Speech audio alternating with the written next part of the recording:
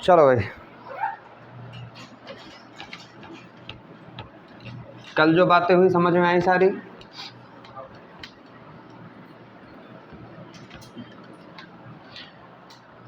कल शायद हम लोगों ने जो ख़त्म किया था वो रिलेशन पे ख़त्म किया था कि लीनियर जो वेरिएबल्स होते हैं और जो रोटेशनल के वेरिएबल हैं, यानी एंगुलर वाले जो वेरिएबल हैं, वो क्या होते हैं और उनकी आपस में रिलेशन उनका क्या है। उन रिलेशनों में पढ़ते पढ़ते हम लोगों ने पढ़ा था कि जैसे S is equal to R theta, V is equal to are omega, A is equal to are alpha. A में कौन सा? ए टेंजेंशियल वाला। फिर हमने पढ़ा था यहाँ पे फोर्स होता है एक्सेलरेशन को प्रोड्यूस करने के लिए, और रोटेशनल में क्या होता है? रोटेशनल यानी एंगुलर एक्सेलरेशन को प्रोड्यूस करने के लिए क्या होता है? टॉर्क होता है। ठीक है, फिर ये बातें करते करते फिर हम पहुँचे थे कि यहाँ पहुँचे थे कि V इज इक्वल टू क्या होता है? आर ओमेगा होता है, राइट। अब ये रिलेशन मैंने बोला कि जितना सीधा सीधा दिखता है ना, ये रिलेशन उतना सीधा है नहीं। एक्चुअल में ये क्या होता है? ये होता है V vector is equal to r vector into omega vector. ये एक्चुअल में ऐसा होता है। ये ऑलवेज ट्रू नहीं है, शायद ये सर्कुलर मोशन में भी पढ़ाया हुआ है कि it is not always true. ये हमेशा ट्रू नहीं है, और ये क्या है? ऑलवेज ट्रू है। अच्छा, जैसे मैं एक ऑप्शन ये दूं, 1 2 तीसरा इसी चीज़ को अगर मैं ऐसे लिखूं कि V perpendicular is equal to are omega, क्या ये ऑलवेज ट्रू है? ये ऑलवेज ट्रू है। या मैं लिखूं V tangential is equal to are omega, अब ये भी ट्रू है, क्योंकि टेंजेंशियल भी लोगे तो ये ट्रू हो जाएगा। मतलब कहने का ये है कि V is equal to V perpendicular. ये चीज़ सर्कुलर मोशन में बहुत अच्छे से जब पढ़ाई मैंने, तो सर्कुलर मोशन में बहुत बढ़िया पढ़ाया हुआ है कि क्या है, कैसे है, क्यों है। अब जैसे V is equal to are omega की अगर बात करें हम, तो मान लीजिए मेरे पास ये एक डिस्क है और इसको मैंने बीच में क्या कर दिया? पाइवोट कर दिया, फिक्स कर दिया। ये डिस्क एक्चुअली ऐसे ऐसे घूम रही है, समझना। तो इसका ये क्या हो जाएगा? ये एक्सिस ऑफ रोटेशन हो जाएगा, इसका सेंटर से जो पास हो रहा होगा। मतलब समझो, ये ऐसे गोल गोल सी डिस्क है, बीच में पाइवोट कर दिया और डिस्क को घुमा दिया। तो जब डिस्क घूम रहा होगा तो इसका V, अब ओमेगा की डायरेक्शन क्या होती है? अलोंग द एक्सिस, यानी कि या तो वो ओमेगा अंदर की साइड होगा या तो डिस्क के बाहर की साइड होगा। अगर ऐसे बात करें तो या तो अंदर होगा या तो बाहर होगा। अब ऐसी डिस्क है, उसमें ये हो गई एक्सिस ऑफ रोटेशन, इसके अलोंग में ओमेगा होगा, और रेडियस कैसा होगा? ऐसा होगा। अब समझना, ये रेडियस और ये क्या हो जाएगा? ओमेगा। तो R into omega, R into omega, ऐसे ही करोगे ना, तो R क्रॉस ओमेगा, R से ओमेगा की तरफ स्क्रू रूल लगा दो तो V आ जाएगा तुम्हारा। अब ओमेगा नीचे हो सकता है, जैसे मान लो यहाँ के केस की बात करो तो R कहाँ है? नीचे। या ओमेगा मान लो ऐसा है, ओमेगा क्रॉस R, तो निगेटिव आएगा। तो वेलोसिटी किधर है? अंगूठा किधर आ रहा है? वेलोसिटी की तरफ। मतलब हम ऐसी डिस्क को मान के चल रहे हैं, तो ऐसी डिस्क को मान के चल रहे हैं तो हमारा रेडियस कुछ ऐसा होगा, रेडियस ऐसा होगा, और ओमेगा कुछ ऐसा होगा। अब मैं बोलूं R cross omega, R cross omega, तो ये किसकी वेलोसिटी आएगी?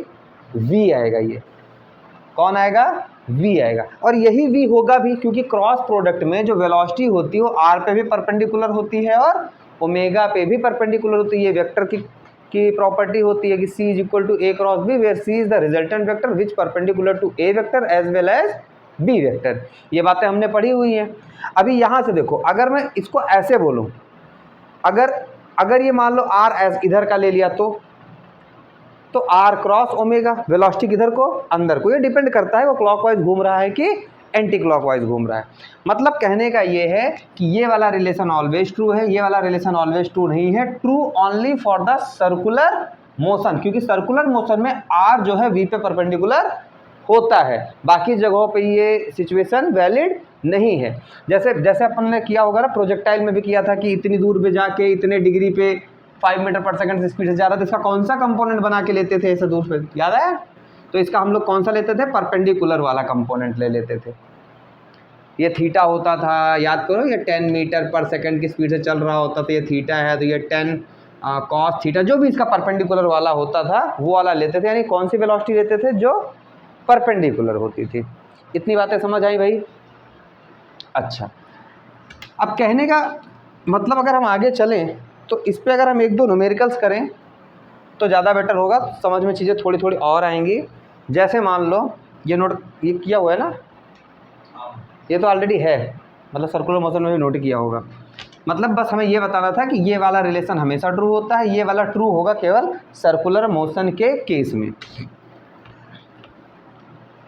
अब बात करते हैं, जैसे एक न्यूमेरिकल है, मान लो क्वेश्चन ये लिया कि theta is equal to 2t square, find omega v t at t is equal to 2 second. Find omega v t at t is equal to 2 second given r is equal to 3 metre. मान लो are कितना है? 3 metre है। ये अपने को क्या है? गिवन है। समझ आई बातें? अब theta is equal to 2t square है, फाइंड करना है आपको, ओमेगा फाइंड करना है, टेंजेंशियल वेलोसिटी फाइंड करनी है। सबसे पहले क्या फाइंड करना चाहोगे आप? ओमेगा क्या होता है? D theta by D T. तो ओमेगा होता है D theta by D T, यानी D by D T of 2t square, और इसका करोगे तो कितना हो जाएगा? 4t।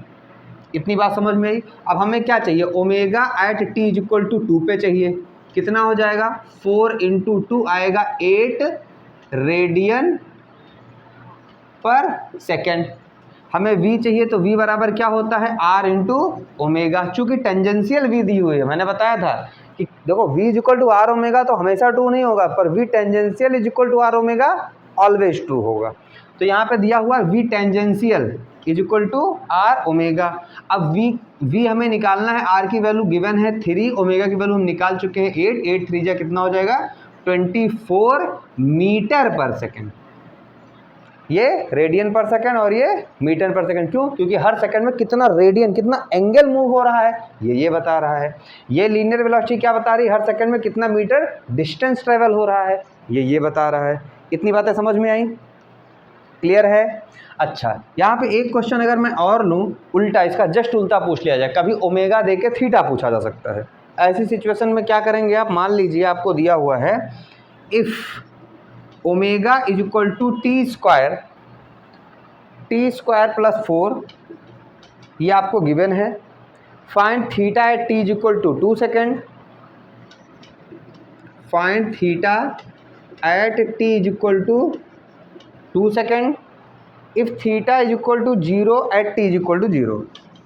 If theta is equal to 0 at t is equal to 0। देखो ये वाली कंडीशन जो गिवन है, ये अगर नहीं भी गिवन होती, ये वाली कि इफ थीटा 0 टी 0, इसका मतलब जब टाइम स्टार्ट हुआ तो उस टाइम पे कोई भी एंगल वो मूव नहीं हुआ था। अच्छा, ये कंडीशन नहीं भी देते तो हमें यही मान के करना पड़ता, अदरवाइज हमारे पास कोई चॉइस थी ही नहीं।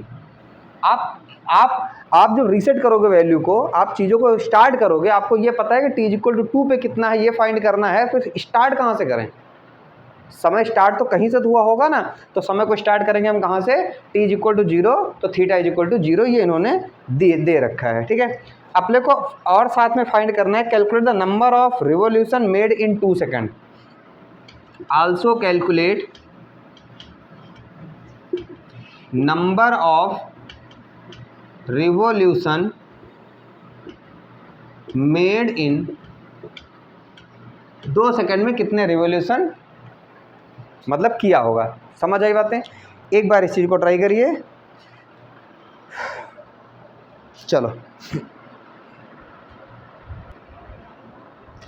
चलो देखो, अभी इस क्वेश्चन को ट्राई किया, कितना आ रहा है? कितना? 32/3, राइट। अभी देखो करीमा, देख बेटा, ध्यान देना, आवाज़ नहीं होनी चाहिए। देखो क्या होता है, हमें क्या निकालना है, हमें इस बार इसने उल्टा क्वेश्चन दे दिया। पहली बार थीटा दिया तो ओमेगा फाइंड कर दिया, अभी ओमेगा देके क्या पूछ लिया है, थीटा पूछ लिया। कुछ घबराने की जरूरत नहीं है, फॉर्मूला वही है अपना, omega is equal to d theta by D T. तो डी थीटा कितना आ जाएगा, ओमेगा इंटू डी टी। अभी डी थीटा से हमें थीटा बनाना है तो क्या करेंगे, हम इसका इंटीग्रेशन कर देंगे। इंटीग्रेट कर दिया हमने दोनों साइड पे, डी थीटा से क्या बन जाएगा मेरा, थीटा बन जाएगा। और थीटा इज इक्वल टू क्या हो जाएगा, ओमेगा, ओमेगा की वैल्यू कितनी है, T square plus 4 into d T. अब कहानी आती है लिमिट लगाने की, तो लिमिट कहाँ से कहाँ लगाएंगे, तो थीटा हम टी इज इक्वल टू 0 से स्टार्ट कर रहे हैं और टी इज इक्वल टू कहाँ तक जाएंगे, 2 तक। हम इसके अकॉर्डिंग देखते हैं कि वेरिएबल हमारा ये लिमिट कहाँ से कहाँ तक लगेगी। तो लिमिट डी टी के हिसाब से लगेगी, टाइम के हिसाब से लगेगी। तो टाइम कहाँ से शुरू हो रहा है, 0 से लेके कहाँ तक, 2 सेकेंड तक। तो ये 0 से लेके 2 हो जाएगा। अब इसको इंटीग्रेट करोगे तो टी स्क्वायर का हो जाएगा टी क्यूब बाई 3 प्लस क्या हो जाएगा 480। इंटीग्रेशन तो सबको आता है ना भाई, 0 से 2 हम लोग क्या रख देंगे, लिमिट रखेंगे। अब एक बार हम अपर लिमिट रखेंगे, एक बार लोअर लिमिट रखेंगे। तो 2 2 जा 4 2 जा 8, 8 बाई 3 प्लस 4 2 जा 8 और 0 रखेंगे तो दोनों में टी है और कहानी क्या हो जाएगी, 0 हो जाएगी। अब हम यहाँ बात करें अगर, तो ये हो जाएगा 8 3 8 जा 24, 8 प्लस 24 बाई 3 और ये कितना हो जाएगा 30, 24 6 32 बाई 3, 32 बाई 3 वॉट, थीटा है। तो क्या होगा ये, रेडियन। इतने रेडियन का डिस्प्लेसमेंट हुआ है कितनी देर में, 2 सेकंड में। अच्छा, तो इनके एक क्वेश्चन का आंसर तो हमने दे दिया, क्या कि फाइंड थीटा। अब हमसे ये भी पूछा गया है, also calculate number of revolution made in 2 second. 2 second में कितने रिवोल्यूशन यानी कितने चक्कर लगा होगा। तो भाई साहब जब 2, अब यहाँ पे यूनिटरी मेथड लगा दो और कुछ नहीं है। जब 2 पाई रेडियन चलता है तो कितने चक्कर मारता है, कितने रिवोल्यूशन होता है, 1। तो जब 1 डिग्री यानी 1 रेडियन चलेगा तो कितना करेगा, 1/2 पाई। तो फिर जब इतने चलेगा 32/3 रेडियन का एंगल चलेगा तो कितने चक्कर मारेगा, 1/2 पाई इंटू 32/3 और फाइनल आंसर हो जाएगा 32/3 8 2 जा 6 पाई, काट कूट दो, 2 16 2 3 आ जाएगा 16/3 पाई। और ये क्या है, रेवोल्यूशन। इतने रेवोल्यूशन 2 सेकंड में वो चलेगा। इतनी बातें समझ में आई, ठीक है। अगर नोट हो आ गया था आंसर, या लो नोट कर लो फटाफट, अगर नोट करना है तो फिर इरेज करो। चलो अब एक और कहानी देखनी है अपने को, नोट कर बेटा इसको फटाफट।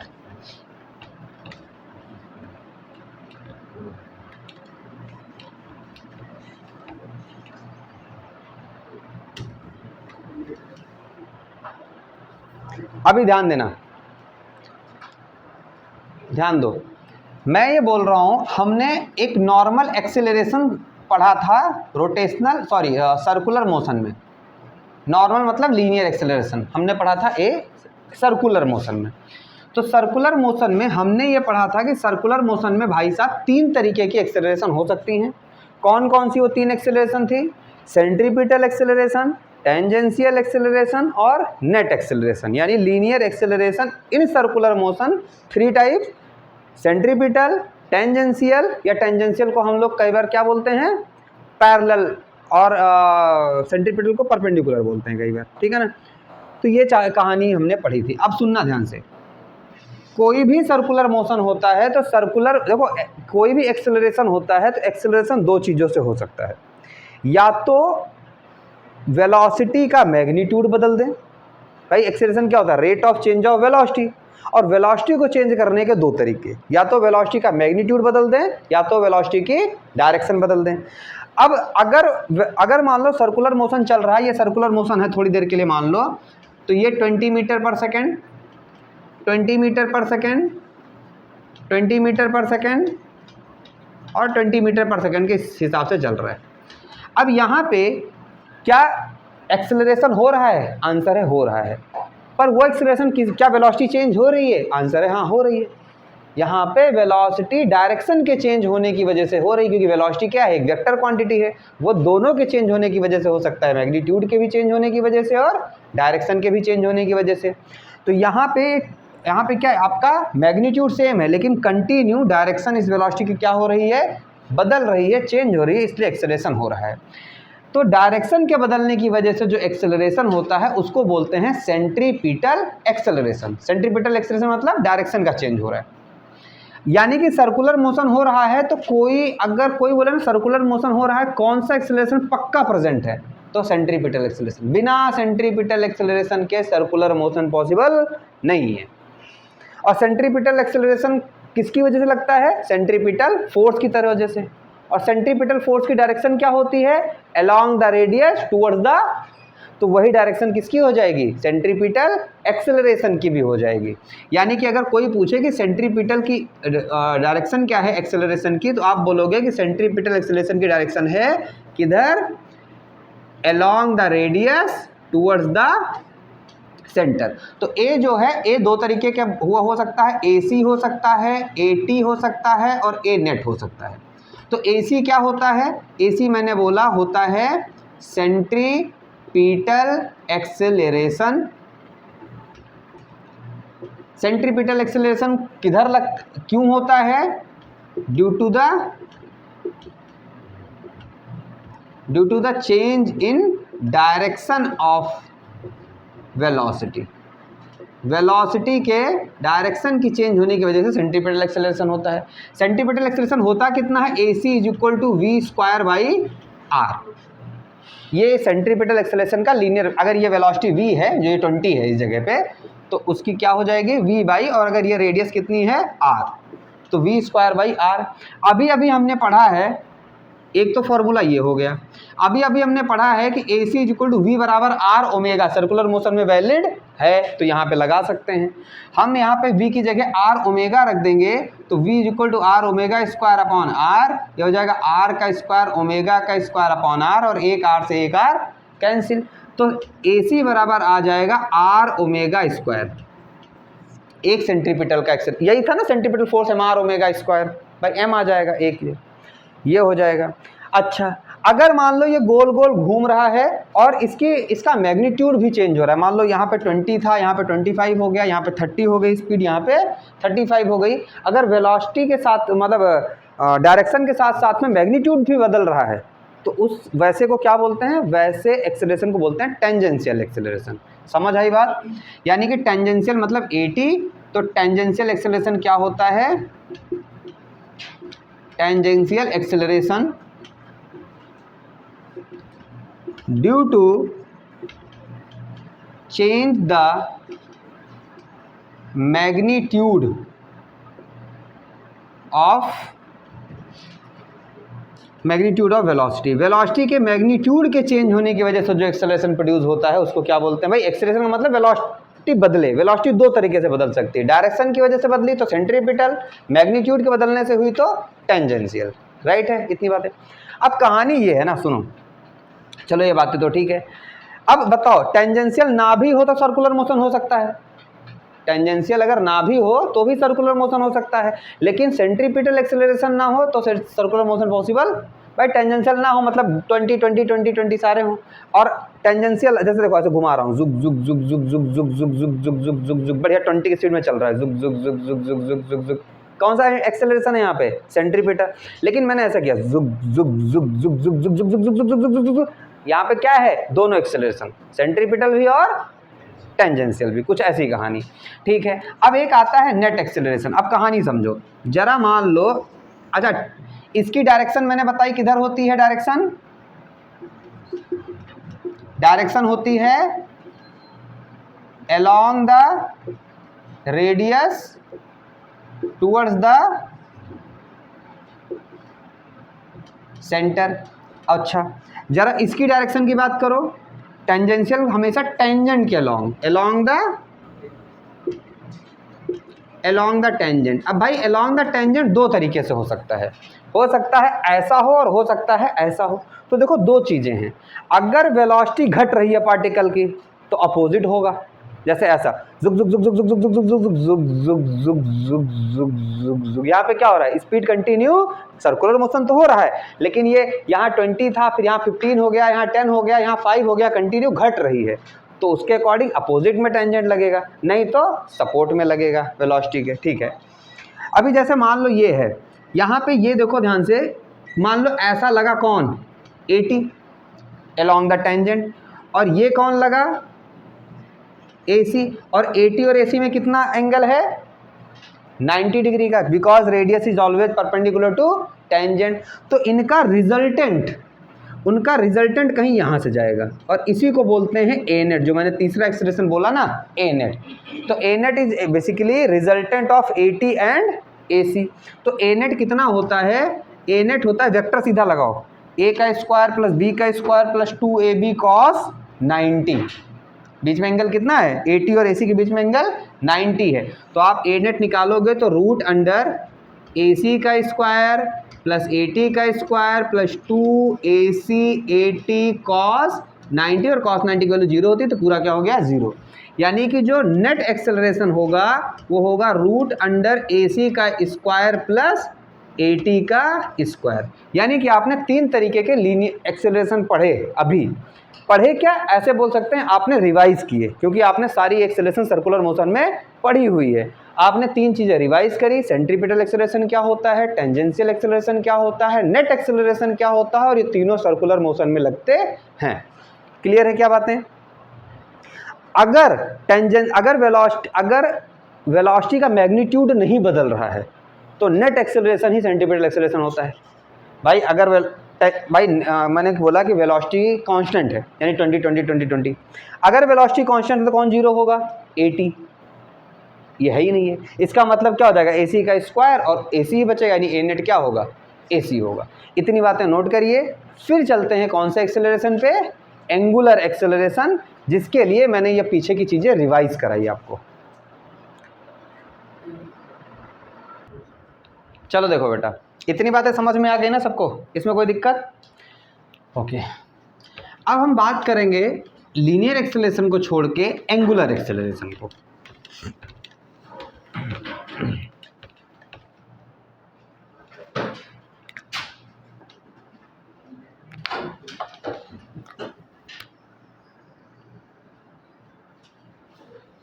एंगुलर एक्सेलरेशन, एंगुलर एक्सेलरेशन में सबसे धीरे धीरे बातें करेंगे।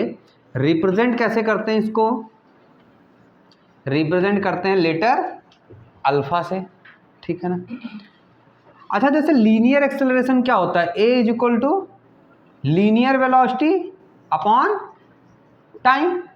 वैसे ही एंगुलर एक्सेलरेशन क्या होता है, एंगुलर वेलोसिटी अपॉन टाइम। इसका एसआई यूनिट क्या होता था, इसका एसआई यूनिट होता था मीटर पर सेकेंड स्क्वायर। इसका क्या होगा, रेडियन पर सेकेंड स्क्वायर। यहाँ तक तो कोई, ये एसआई यूनिट बता रहा हूँ मैं। डायमेंशन निकाल सकते हो आप, डायमेंशन आ रहा, अब नई चीज़ें, सारी चीज़ें जानते हैं, डायमेंशन निकाल सकते हैं, बहुत अच्छी बात। अब ये सब नहीं पूछना है हमको तो ये पूछना है कि अल्फा की डायरेक्शन क्या होगी, because alpha is a vector quantity, acceleration है तो वेक्टर है, वेक्टर क्वांटिटी। बताओ, गेस करो भाई, इसका डायरेक्शन क्या हो सकता है। Alpha is a vector quantity, तो वेक्टर क्वांटिटी डायरेक्शन क्या होगी, अलोंग द एक्सिस। क्यों, जैसे सपोज करो मान लो स्पीड बढ़ रही है, स्पीड अप हो रही है, स्पीड अप हो रही है, बढ़ रही है। अगर स्पीड बढ़ रही है इसका मतलब क्या हो, एक्सेलरेशन। स्पीड का मतलब मैं एंगुलर स्पीड की बात बोल रहा हूँ, ओमेगा की स्पीड का मतलब मैं ओमेगा की बात कर रहा हूँ, बढ़ रहा है, इसका मतलब अल्फा ओमेगा को सपोर्ट कर रहा है। सपोर्ट कब करेगा, जब उसी की डायरेक्शन में होगा, मीन्स अल्फा आल्सो इंक्रीजेस। अगर स्पीड घट रही है, मान लो स्पीड का मतलब एंगुलर, ये घट रही है, इसका मतलब अल्फा क्या कर रहा होगा, अगर ये घट रहा है इसका मतलब अल्फा अपोजिट डायरेक्शन, मतलब यार अगर स्पीड बढ़ रही है तो अल्फा सपोर्ट ओमेगा, और स्पीड घट रही है तो अल्फा अपोजेस ओमेगा। यही इतनी बात हुई। अब प्लस माइनस का खेल देख लेंगे भाई, किसी को प्लस, मान लो बढ़ने को तुम प्लस बोल रहे हो तो हम अल्फ़ा को, अगर स्पीड बढ़ रही है तो अल्फ़ा भी प्लस में है वरना अल्फ़ा माइनस में है। इतनी बातें क्लियर हैं क्या? अच्छा, अब ज़रा एक चीज़ बताना, ठीक है, वो क्या है? रिलेशन पता है ये लीनियर में और ए और अल्फ़ा में क्या रिलेशन है? ए बराबर अल्फ़ा ओमेगा, ये दोनों में रिलेशन है। R omega, I am so sorry, a is equal to are alpha, ठीक है, आर लगा के अल्फ़ा लगा देंगे, ये रिलेशन। इसमें भी ये कौन सा वाला होता है? एटी वाला होता है, टेंजेंशियल वाला होता है। अब कहानी ये है ना बेटा कि मैं अगर आपसे ये बोलूं कि अगर मैं ये बोलूं कि वेलोसिटी क्या है? कांस्टेंट है। समझना, ये ध्यान से दे सुनना, वेलोसिटी क्या है? कांस्टेंट है। तो then which one is zero, a t और एसी? वेलोसिटी कांस्टेंट है, तो वेलोसिटी कांस्टेंट मतलब स्पीड नहीं बढ़ रही है और सर्कुलर मोशन हो रहा है, तो इसका मतलब एटी जीरो है, टेंजेंशियल मतलब मैग्नीट्यूड बढ़ ही नहीं रहा है, वेलोसिटी कांस्टेंट है। पर एक्सीलरेशन तो हमेशा होगा, सेंट्रीपिटल एक्सीलरेशन हमेशा होगा ही होगा। अच्छा सर, ये पूछने का कारण समझ नहीं आया। ये पूछने का कारण ये है, v इज इक्वल टू क्या होता है? R omega. ये कौन सा है? vt। vt के कांस्टेंट होने की वजह से तो एटी जीरो हुआ टेंजेंशियल। अच्छा, ये चीज कांस्टेंट वेलोसिटी, अच्छा आर कांस्टेंट ही होता है भाई, ये कांस्टेंट, आर हमेशा फिक्स ही होता है, कांस्टेंट ही होता है। अगर ये दोनों कांस्टेंट तो ओमेगा भी कांस्टेंट। इसका मतलब क्या हो जाएगा? Omega is equal to v t by r. V t का मतलब वी, कंफ्यूज नहीं होना है ना, टेंजेंशियल, वी बाई आर। ये दोनों कांस्टेंट तो ओमेगा भी क्या हो जाएगा?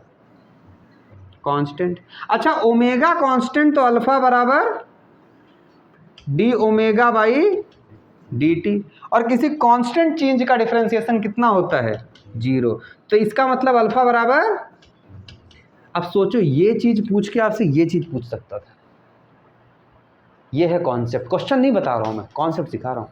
ये देके ये पूछ सकता था, बोलता था v is constant, then what's about alpha, can be zero, can not be zero, मतलब चीजें ऐसे इधर जीरो और कुछ ऐसा करके हम चार ऑप्शनों बना देते, multiple choice, multiple correct they देते, मतलब कुछ भी कर सकते थे वो। ये चीज कह रहे थे। अब हमें यहां सीखने को क्या मिला? When 80 is zero then alpha is also zero.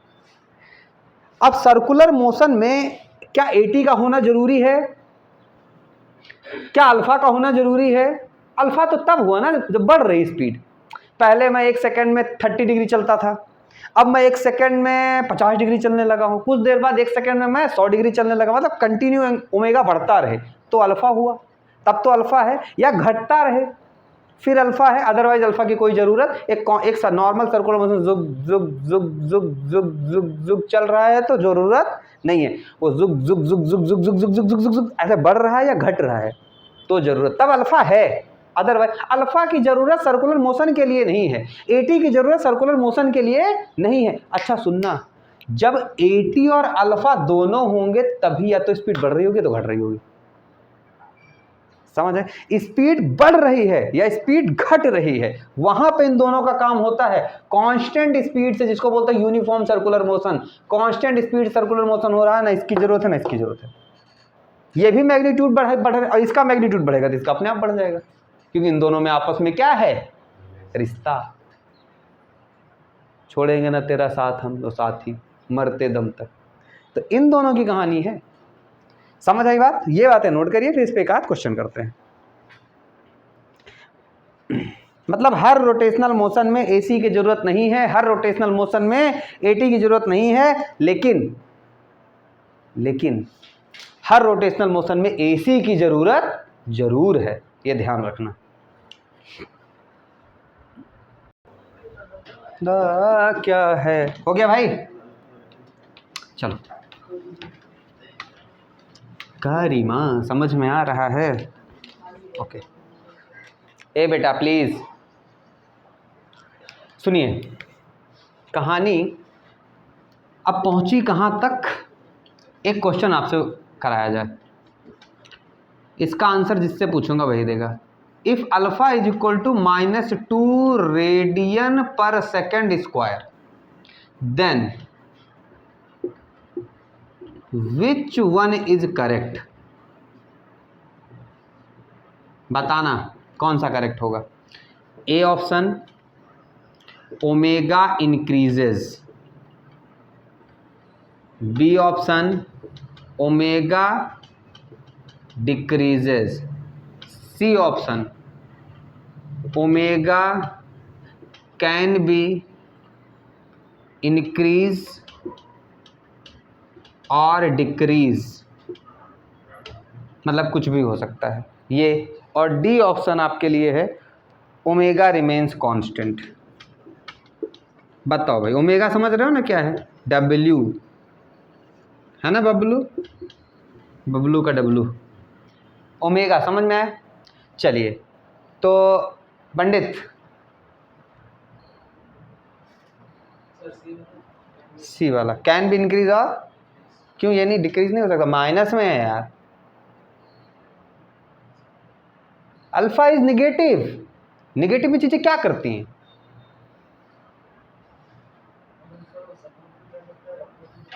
Yes, negative से डायरेक्शन बता रहा है ना, सिर्फ डायरेक्शन बता रहा है। हो सकता है वो सपोर्ट कर रहा हो भाई, हो सकता है ओमेगा भी निगेटिव में ही हो तो सपोर्ट कर रहा हो सकता है ओमेगा किस में हो, पॉजिटिव में, तो अपोज कर रहा होगा।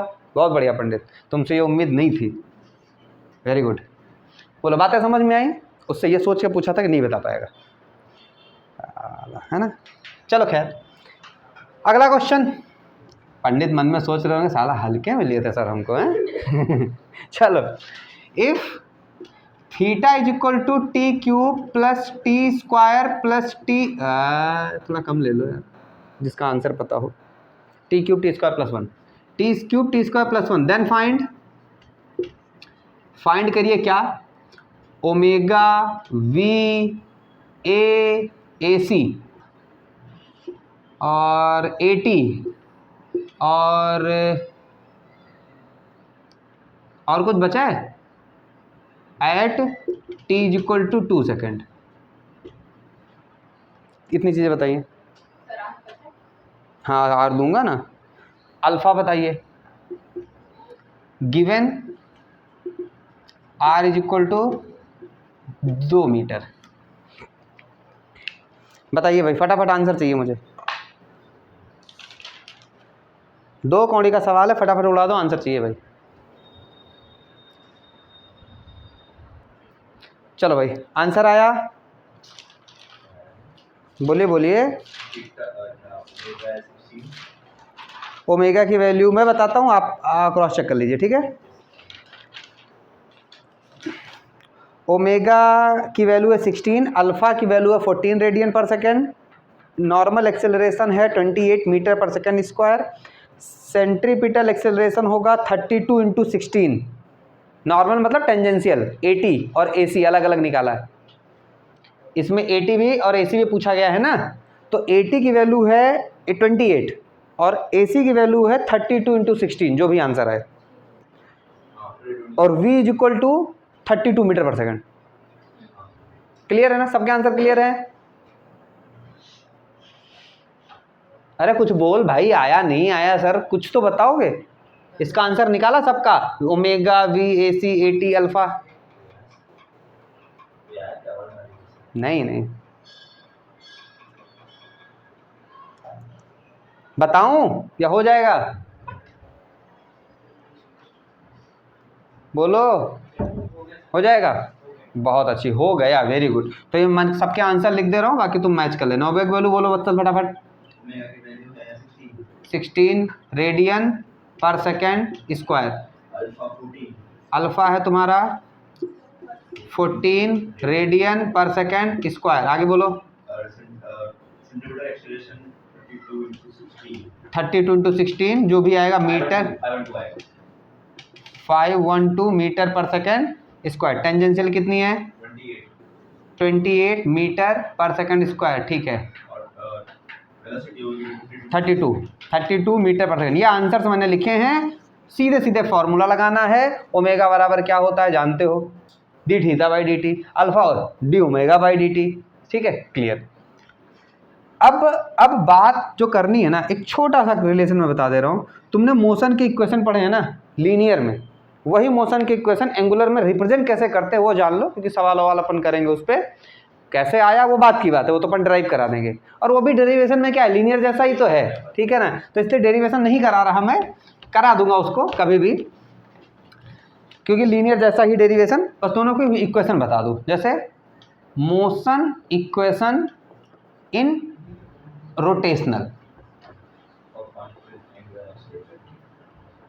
रोटेशनल मोशन, और यार मोशन के इक्वेशन किस कब वैलिड हैं, जब एक्सेलरेशन कांस्टेंट हो, यानी यूनिफॉर्म एक्सेलरेशन, ठीक है ना।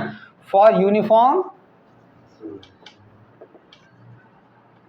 एंगुलर एक्सेलरेशन, जैसे v equal to u plus AT हुआ करता था, अभी क्या होगा, v मतलब फाइनल, तो final angular initial angular velocity plus a की जगह पे अल्फा t, ये होता था s equal to ut plus half AT square. अभी क्या होगा, s की जगह पे क्या होगा थीटा, u की जगह पे क्या होगा ओमेगा i, t की जगह पे t प्लस हाफ की जगह पे हाफ, a की जगह पे अल्फा, t की जगह t स्क्वायर।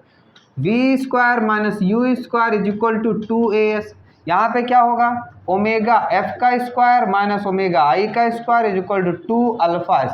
तो ये सॉरी, ठीक है ना, ये ध्यान रखना, एकदम जैसे इसका डेरिवेशन हुआ है ना बिल्कुल वैसा ही होता है यार, कभी बता दूंगा, ये बहुत बड़ी बात नहीं है, ठीक है। तो ये इतनी सी बात नोट करो। इसके बाद का अपना टॉपिक बहुत इंपॉर्टेंट है, इसके बाद टॉपिक खुलेगा टॉर्क।